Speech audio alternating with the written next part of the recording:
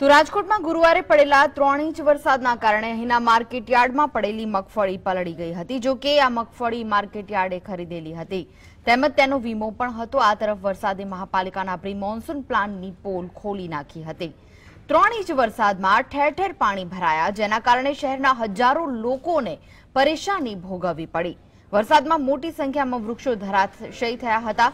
Railnagar underbridge, Popatpara નાણું, Laxmi Nagar નાણું, Kalavad road અંડરબ્રિજમાં પાણી ભરાયા હતા। પાણી ભરાવાના પગલે કલાકો સુધી લોકો ફસાયા હતા। માત્ર 3 ઇંચ વરસાદથી મહાપાલિકાના તંત્રની કામગીરીના ચીથરા ઉડી ગયા।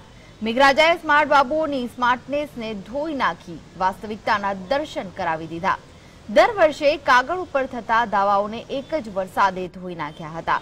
વરસાદ બાદ ઠેર ઠેર ગંદકી અને કીચડ પણ જોવા મળ્યા।